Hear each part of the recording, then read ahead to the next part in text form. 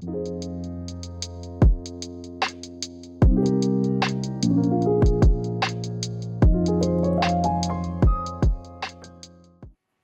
everybody, welcome to this second episode in the interview series. Today, I have with me Alessandro Bianchini, Birdbox recording artist and the person behind the album MySpace 24, which Audiophilia put in its recordings of the year.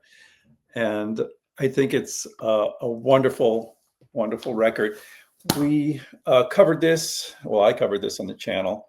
In its own video. I also did a written review for Audiophilia because I was so taken with this. And anyone who bought one knows exactly what I'm talking about. I followed it up with this second album from Alessandro, 10-5. So I invited Alessandro to come on and tell us about these records, the recordings, his background. And I couldn't be more excited to get him up here. So let's get him up here now. Hi, Alessandro. Hi, Scott. Thank you for joining me. I really appreciate it. Thank you so much. Thank you so much for inviting me. Yeah. It's a honor for me to be here and talking with you. Well, we're really excited here in the USA because this record just took us by surprise. How do you feel now that you know that it's been, put in the recordings of the year for Audiophilia? Yeah, it was a really big surprise for me, and I'm really glad and honored to be part of these recognitions. So now I'm here, and I want to talk to you of my concept of my music and my idea and the next recording maybe. Oh, I hope there is a next recording because we're all like excited about that too. But we'll get to that at the end. Let me see. Let's go back to the beginning. So what was your first instrument and how old were you when you started with music? Okay, so my musical journey started when I was 4 or 5 years old because my father is a musician, is a bass player and a classical bass player, but also he plays jazz music and pop music.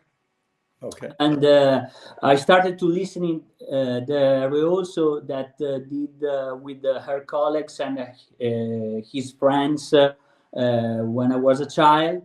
And then I immediately start to play my mother's bands. And yeah, no, it's true story. Yeah. True story. Yeah. And then he got me my first drum set.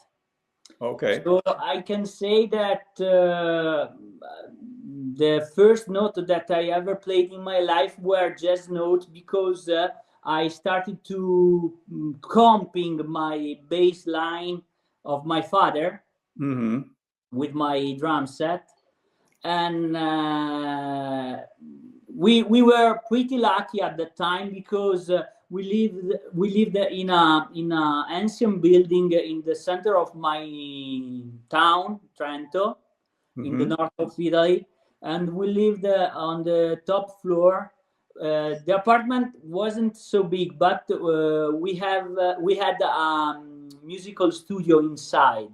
Oh, okay. So this is the start of my musical journey. So you could make noise. You could make some noise up there in the top floor. Of course. Banging on pots.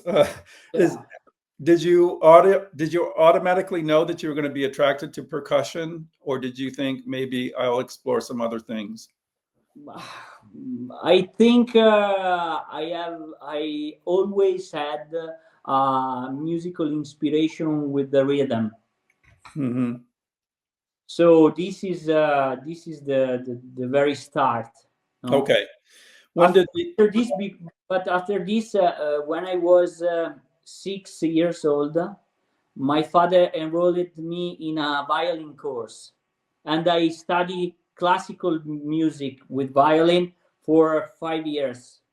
I remember reading about that in the liner notes of one of these two records. So how did that feel? Did that feel natural to you, or did you prefer the drums? No, it was pretty natural to me. Yeah. In a musical way. Mm-hmm. But I always study percussion because during my classical music study with the violin, I started to study classical percussion at the Conservatorio in Trento. But I didn't finish the violin course.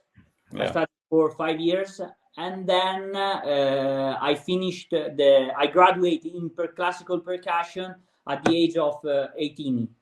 Okay. Did the vibraphone and marimba start then, or Yeah, you learned them then? Okay. Of course, Yeah. of course. I discovered mallet percussion during my classical percussion studies. Right.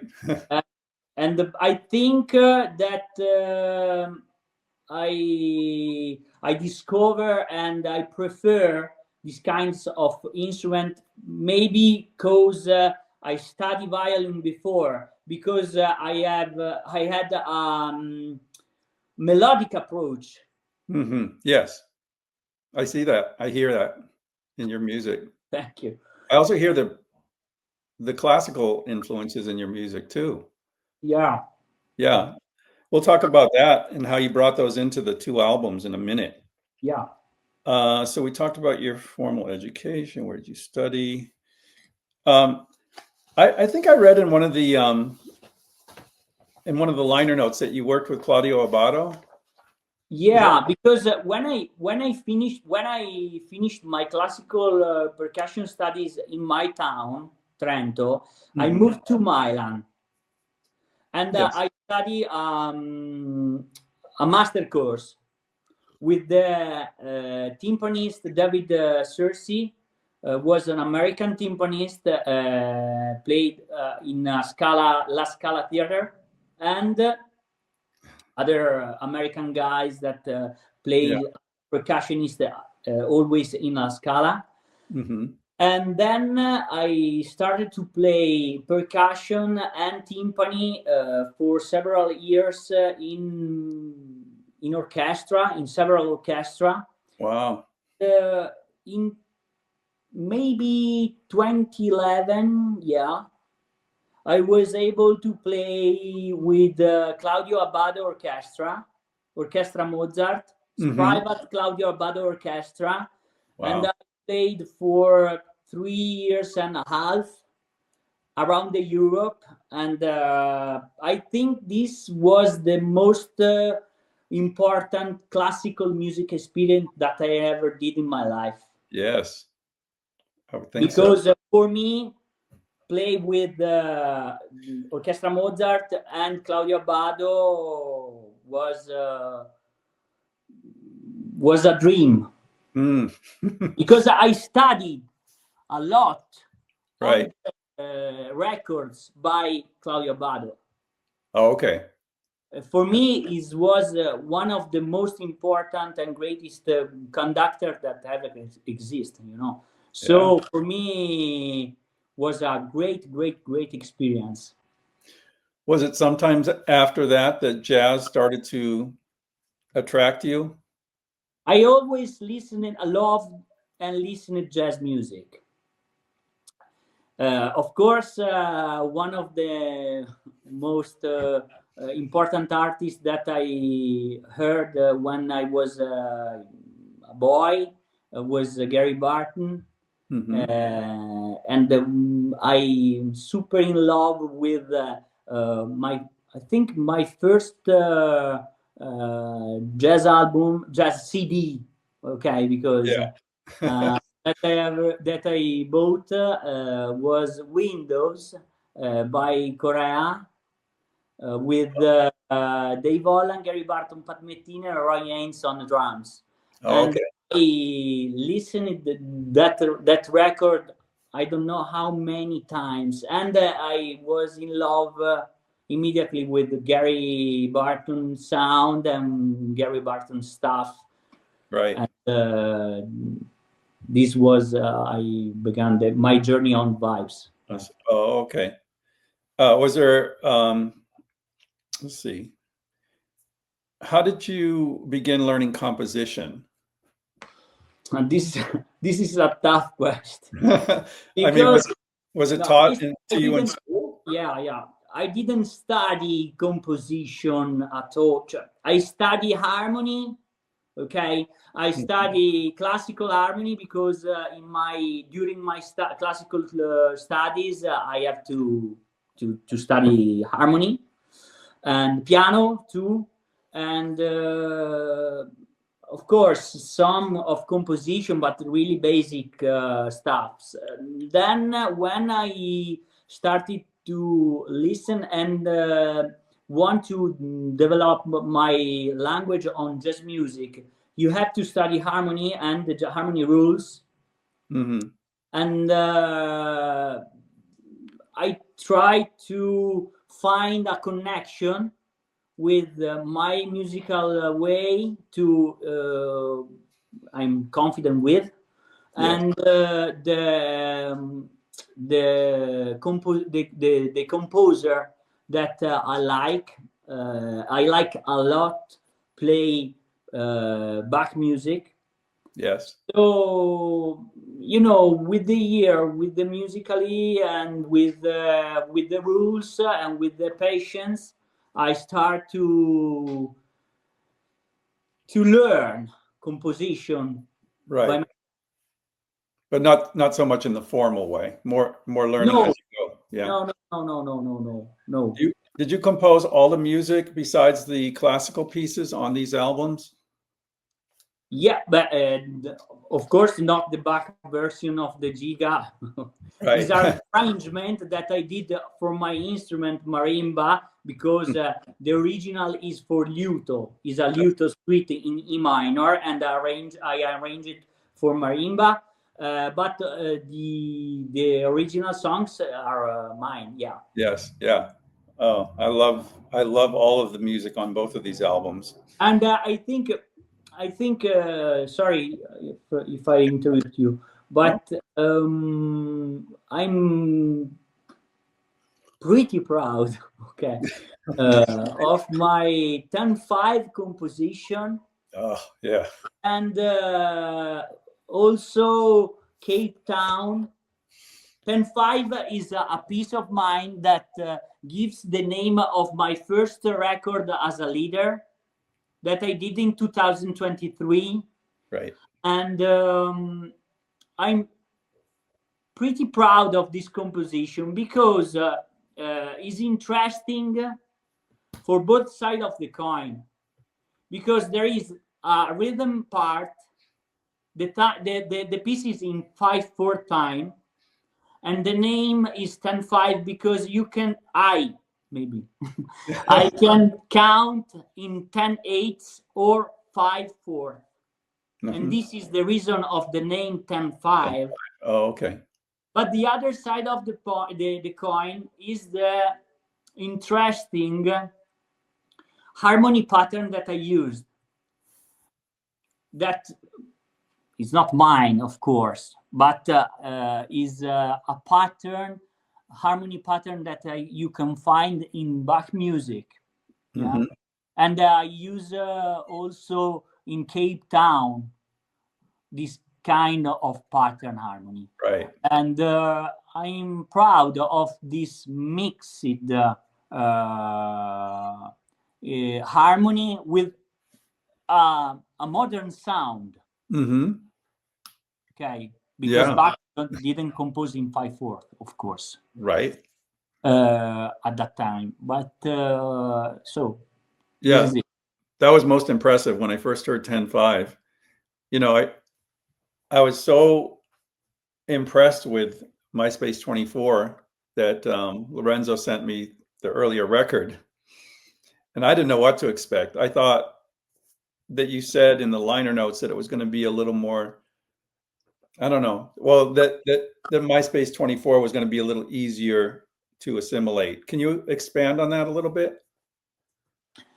Yeah, MySpace 24.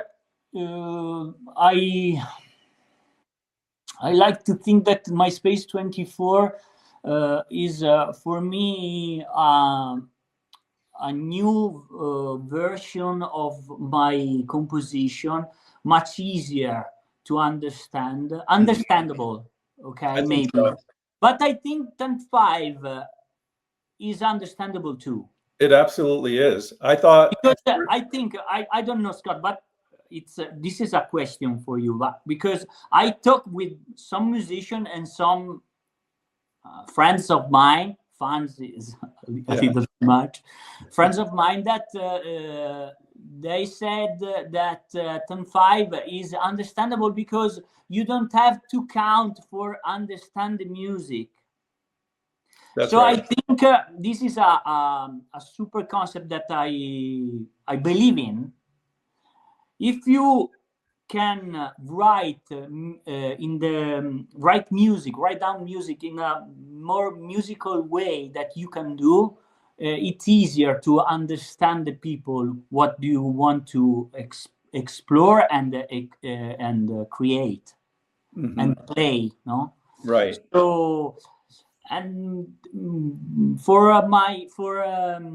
MySpace 24 I choose to write down more easier pieces, but it's not too easy, man, because if you listen Cape Town, it's easier to understand, it's understandable, but it's not too easy to play.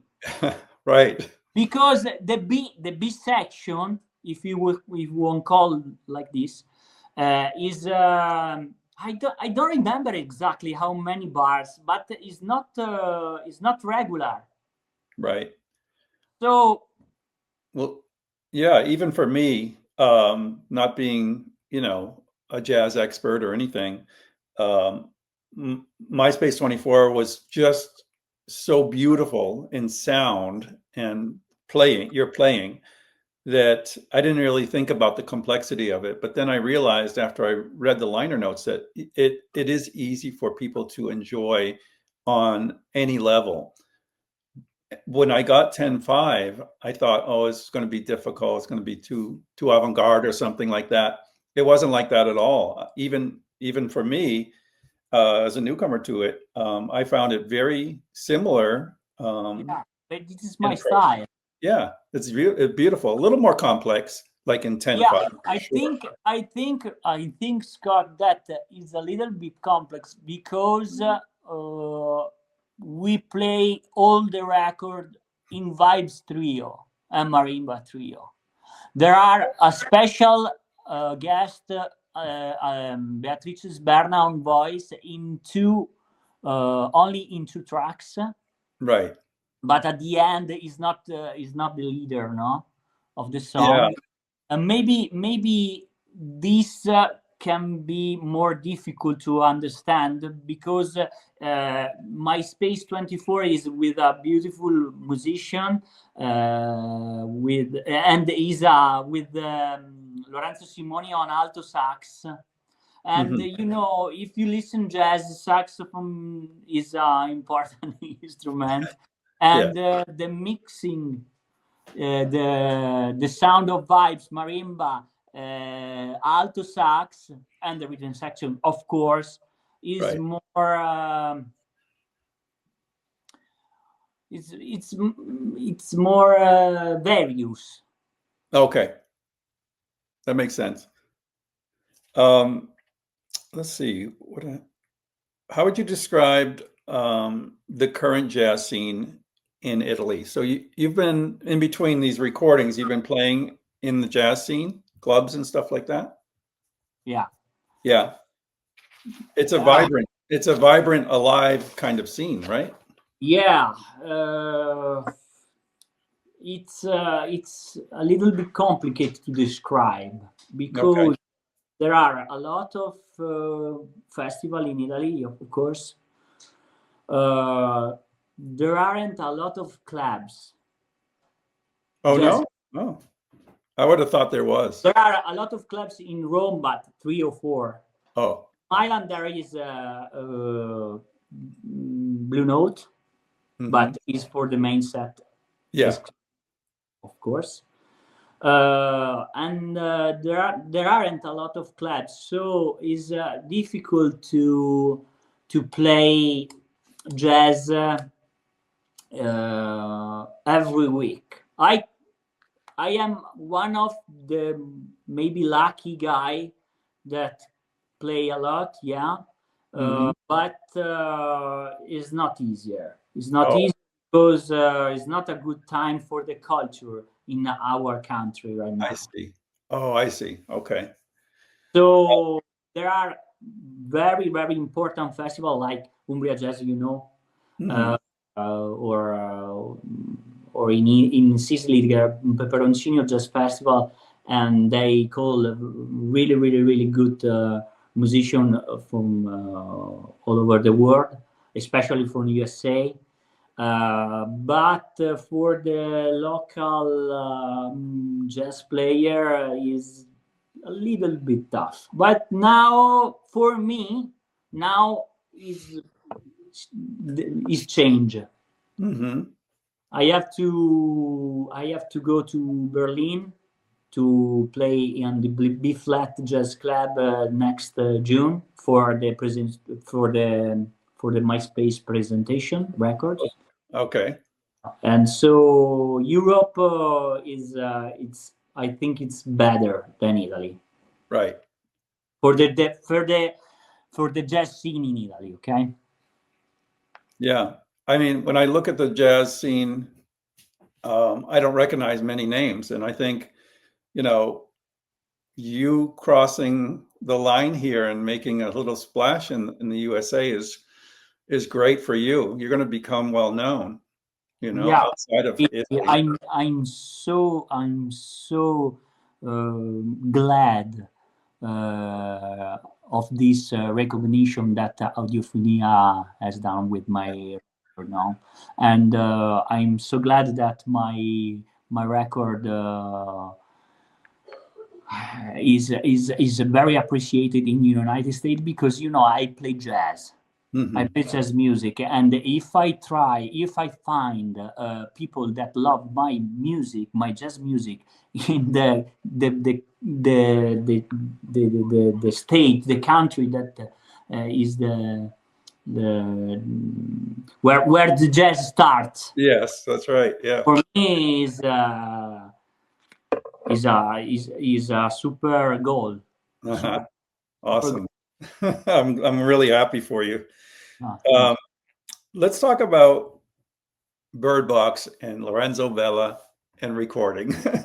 So, how did you meet Lorenzo Vela? This is an interesting question. So when I recorded 10-5, my first leader album, I did the recording session because I had 2 weeks off of the gigs. So I want to go to the studio for recording something, not for do an album. Okay. Okay. Yeah. And I record all in 1 hour and a half with a super bass player, Marco Micheli, bass player that I collaborated with before, and Simone Brilli was a super drummer that I met with other guys in a jam session in Bologna, but they didn't play together at all. So it's the first time that we played together. Wow. Yeah, and was great. So we did everything fast, easy, and in 1 hour and a half we did the records. So the evening we go out and have a dinner. Yeah. And then I came back and I want to listen listening the record to some friend of mine. and they said, well, it's a really good job, man, so why don't you contact a label? Or and I wrote to Lorenzo and many 4 or 5 labels that I find on jazz magazine Yes. online. And Lorenzo answered. He likes the record and produce the record, and that's it. Okay. So Easy. let me understand this. So it was recorded independently. He didn't do the recording? In the 10.5 is a completely independent recording. Okay. And he released it. Yeah. Okay. Okay. Yeah. So 10.5, is it all analog or is there some digital in that? Do you know? No, is yeah, is analog and digital. Mix. The, Lorenzo did the mixing and mastering in analog process. Right. And but this is the story. Mm-hmm. Now, when it came to MySpace 24, this was done by Lorenzo in his studio, right? Yeah, the studio wasn't the studio by Lorenzo. I did the recording session also in the first studio where I recording. Oh, okay. But is in analog process, all the Right. process, Right. because this studio is near Cesena, city where I teach in conservatorio at that time, and but I choose to do in all analog process and not in an analog way because I already started to collaborate with Lorenzo. Okay. And he was all about analog. Yeah, of course. Yeah. And so this is this is the reason why I choose to do all the process in analog, because I think it's tough time, no, and everybody, me too, have to, I think, slow down a little bit and think about what really kind of music want to listen and discover. Right. So if you how do you say, if you want to record, do a recording session in all analog process, you have to try to be authentic as possible, even with the imperfections. There are imperfections in MySpace 24, but I think this is the right way to do real, to be real. And I think it's really important that people have to choose consciously the music that want to hear. Yeah, I agree. And And that this was is one of this is the reason why I did all the process in analog way. Is it also kind of live on the spot, like live in the studio, or is there overdubbing? No, it's all live. Okay. Wow. That's so, yeah, that it comes across that way to me on both of them. They feel like they're just happening in the moment. Like there's not a lot But the 10.5 is the same. yeah. 10.5 is the same. We didn't overdub, over play. We play all one shot. Do you if you decide to do a third recording, will you do it the same way, like record it in this studio that you know and have Lorenzo produce it, or will it be something different this time? No, I talk a lot with Lorenzo about this important recognition that Audiophilia has given to my album, no? So in relation to that, we are considering what, with whom, and where to record the next album. And Okay. I'm very happy to do a recording session in the United States. Maybe with collaborate with some prominent artists there. And we'll see. This is my job. This is my business. So I am open to sponsor partnership and partnership that can help make this recording happen. You know. Right. Because this is my time. This is it's really important for me this time, because after these recognitions, there are a lot of open ways. So I'm ready to do everything. Oh, that's wonderful. Yeah. I hope it opens some doors for you, for sure. You deserve it. Yeah.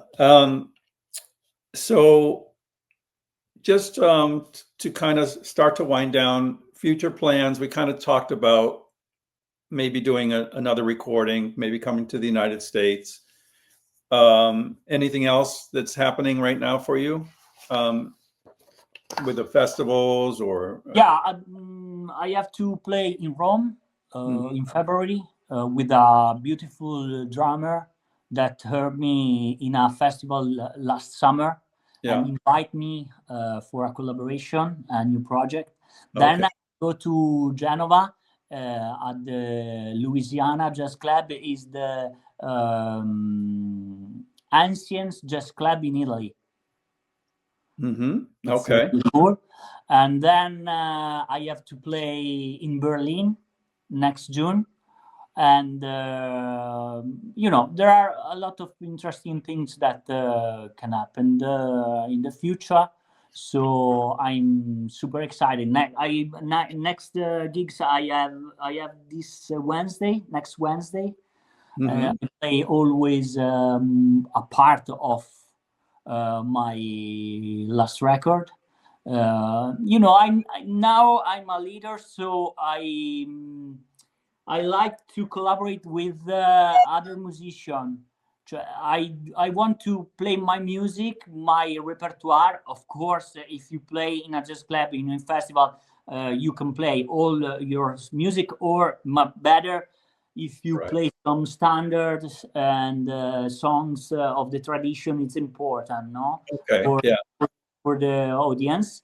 And I like to play some standards. So, and I want to change more musician as possible. That's great. As far as the availability of your two recordings, are you aware of how available these are now, or? Absolutely no idea. From what I know, there was 300 initially made of each of these records. Yeah. I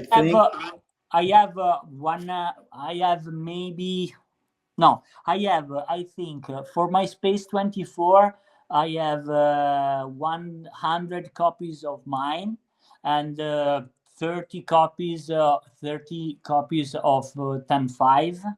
And Lorenzo, I know that Lorenzo sell a lot of both. Right. So I think especially my Space will be. It's going to be repressed, right? Repress. Yeah. Okay. Because that would be a shame if only 300 people in the world could get this record. I'm telling you. But you know, Scott, we are a small label, no, a small reality. Right. I know. No, I'm super excited and super honored to be part of these recognitions in Audiophilia Awards. But we are small, so now we can see see for the future, and Right. I think that for MySpace 24 will be a repress, of course. Yes, I think so too. This is also available on reel-to-reel tape, as I understand it, or at least. Yeah, a master tape. No, Yeah. I think that Lorenzo did. I'm sure that Lorenzo did a Supreme master tape for MySpace 24. Yeah.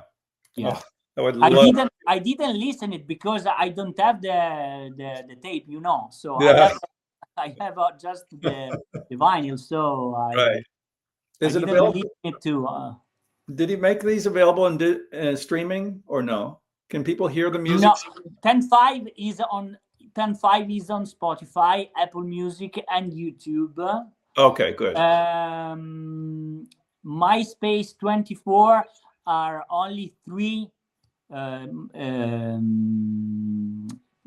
songs of mine, pieces of mine, Cape Town and Tudihi and my voice, and that's it. But I want to delete for the Spotify and all the digital world. Okay. Because it's for me, I like to think that for me, MySpace 24 is a manifesto against the trend of the digital music.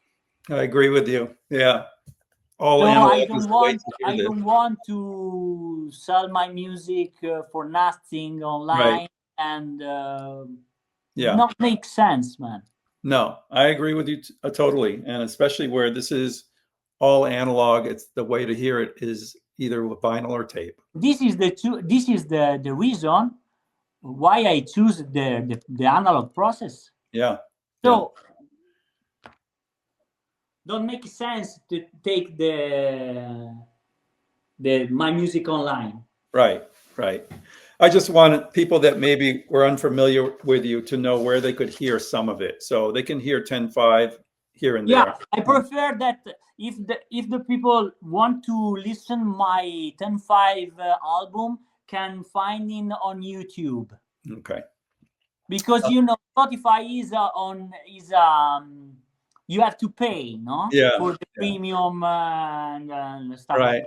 And it's YouTube it's not really free. So everybody can listen my music without interruption, and so it's better. Yeah. Yeah. I wanted to mention people in the US can get these records from Matthew. Yeah. Belisario Sonic. Mm-hmm. I'll leave a link in the description box below if you're interested. They come and go quickly. Like he'll get a batch, they disappear. Especially if I start talking about it, they're gone.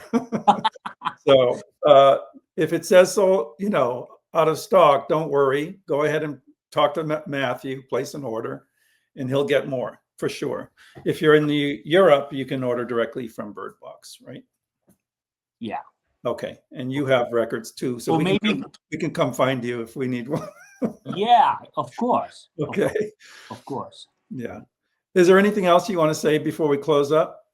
No, I want to thank you for this opportunity, because for me, it's I'm really excited to be here and talking with you. So it was a really, really, really, really great pleasure to talk with you. Oh, my pleasure too. You're my second interview, and I couldn't think of a better one.